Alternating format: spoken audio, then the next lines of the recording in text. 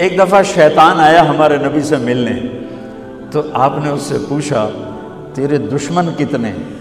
وہ مسلمان جو 24 گھنٹے باوضو رہتا ہے، 5 نمازیں ہیں، 30 روزے ہیں، زکوٰۃ اور حج مالداروں پر ہے۔ نماز ہماری بیس ہے، نماز کے بغیر معاشرے کی بنیاد نہیں بن سکتی۔ کسی حال میں بھی نماز معاف نہیں ہو سکتی۔ 14-15 صدی میں اگر نماز کی گنجائش مجھے نظر آتی ہے تو کربلا کے میدان میں حسینی قافلے کی نظر آتی۔ نہ پڑھو، تلواریں برس رہی ہیں، چند گھڑیاں باقی ہیں گردنوں کے کٹ جانے میں، اب نماز پڑھو یا نہ پڑھو گردن کٹنے والی ہے۔ اس کے باوجود امام عالی مقام نے زہیر آپ کے رائٹ سائڈ پر جھنڈے بردار ان کو اشارہ کیا کہ یہ شمر سے کہو نماز پڑھنے۔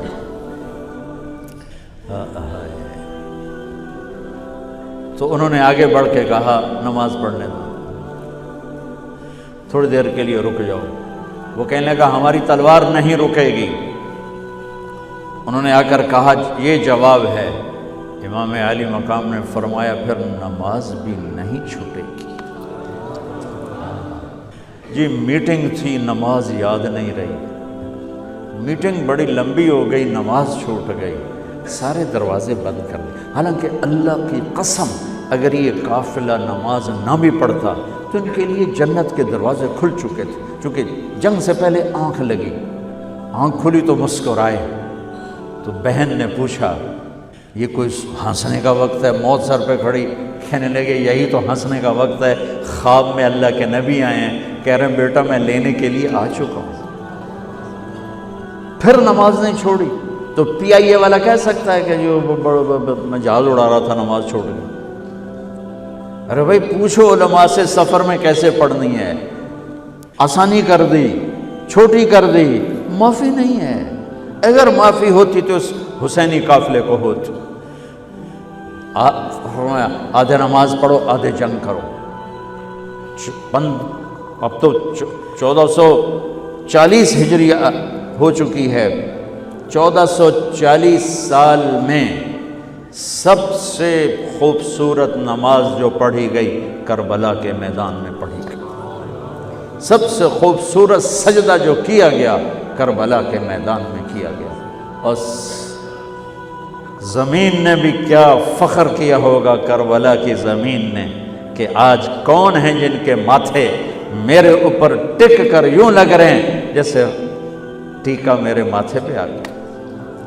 جب سبحان رب الاعلیٰ کی صدا گونجی ہوگی تو زمین کی 7ویں تہ بھی ٹھنڈی ہو گئی ہوگی۔ تو میرے نبی کا نواسا ہمارے لیے دروازے بند کر کے جا رہا ہے۔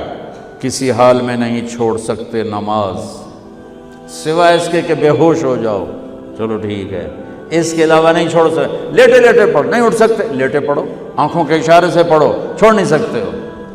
آدھوں نے نماز پڑھی، آدھوں نے جنگ کی، پھر آدھوں نے نماز پڑھی اور سب نے جنگ کی، اور عصر میں سب سر نیزے پہ چڑھ چکے تھے۔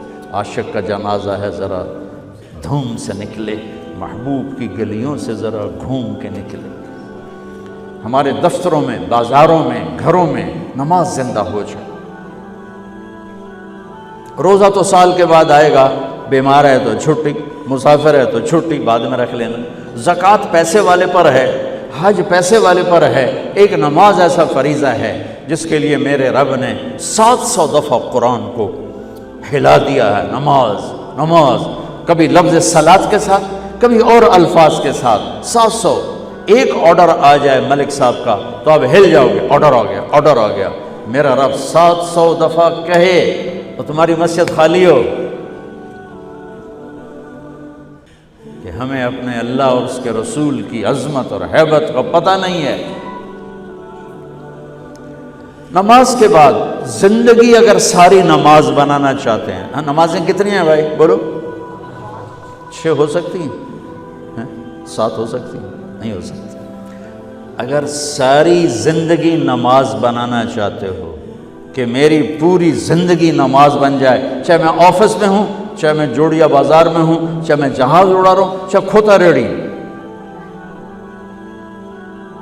ایک حدیث سناتا ہوں، صرف ایک حدیث، اس ایک حدیث پہ عمل ہو جائے تو ساری زندگی عبادت بن جائے گی، ساری زندگی بندگی بن جائے گی۔ میرے نبی نے فرمایا اربع اذا کانت فیک، کہ میری امت 4 باتیں لے لو۔ میں قربان جاؤں، میرے نبی بڑے بڑے وظیفے نہیں بتاتے تھے، اپنی امت کو مشقت میں ڈالنے سے بچتے تھے، چھوٹے چھوٹے وظیفے بتاتے۔ ایک صحابی ہے، یا رسول اللہ تنگی ہے رزق کی، کوئی وظیفہ بتائیں۔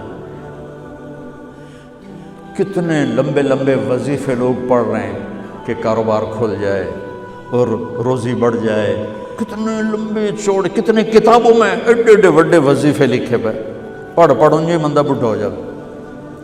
میں قربان جاؤں یا رسول اللہ آپ کی شفقتوں پر، آپ کی رحمتوں پر، سنو یہ کرو، میری بات نہیں ہے، میرے نبی کی بات۔ تجربے کی وجہ سے کرو گے تو کچھ نہیں ملے گا، یقین سے کرو گے تو دروازے کھلتے دیکھو۔ کہ یا رسول اللہ ارید ان یوسع علی رزقی، میں چاہتا ہوں میری روزی کھل جائے۔ تو آپ نے کہا ادم علی الطہارہ یوسع علیک رزقک، تو باوضو رہا کر تیرا رزق کھل جائے۔ کوئی زور لگتا ہے وضو؟ تمہارے ہاں تو سردی ہوتی ہی کوئی نہیں کہ بھئی ٹھنڈا پانی ہے کیسے وضو، یہ تو ہمارے لیے مسئلہ ہے کہ بھئی ٹھنڈا پانی ہے کیسے وضو کرو۔ وہ ہمارے گاؤں کا مراسی مجھے مل گیا، میں نے کہا چل نماز پڑھے گی، نہیں جی میاں جی سردی بڑی نہ لے جاؤں، سردی بڑی، مراسیوں کو سردی زیادہ لگتی ہے۔ میں نے کہا نہیں آج تک نماز پڑھا کے چھڑنا ہے۔ میں اس کو لے کے جب وہ ٹوٹی پہ بیٹھا نا، جو ہی ہاتھ پہ پائیں، وہ حالے ہو ٹھنڈا پانی ہے، وہ حالے ہو ٹھنڈا پانی۔ تمہارے لیے تو یہ مسئلہ بھی نہیں کہ ٹھنڈا پانی۔ میرے نبی کی یہ سارا مجمع لے لو، یہ اوپر مستورات لے لیں، ادم علی الطہارہ یوسع علیک رزقک۔ میرے نبی نے فرمایا باوضو رہنا شروع کر دے، اللہ تیرا رزق کھول دے گا۔ اب یہ اللہ رسول کی آپس کی بات ہے تو میری بات ہوتی تو دیوار پہ مار دو، تجربہ کرو۔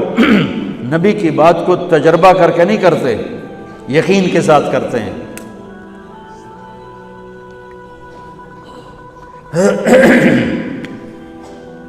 ادم علی الطہارہ یوسع علیک رزقک، باوضو رہا کر۔ اچھا باوضو رہنے کے اور فائدے، اللہ پیار کرتا ہے، شیطان ڈرتا ہے، اور وضو ہوگا تو نماز آپ ہی پڑھی جائے گی، چلو یار وضو ہے 4 فرض ہی پڑھ لو گی۔ ایک دفعہ شیطان آیا ہمارے نبی سے ملنے، تو آپ نے اس سے پوچھا تیرے دشمن کتنے؟ کہنے لگا 15۔ آپ نے فرمایا کون کون ہے؟ کہنے لگا پہلے تو تھوڑا ہی نمبر ہے، پہلا نمبر تو تھوڑے نال میرا لگو ہے۔ پھر کہنے لگا وہ مسلمان جو 24 گھنٹے باوضو رہتا ہے وہ میرا بڑا دشمن ہے۔ جو باوضو رہتا ہے اور باوضو سوتا ہے، ایک فرشتہ اس کے لیے بندگی کا ثواب لکھتا رہتا ہے۔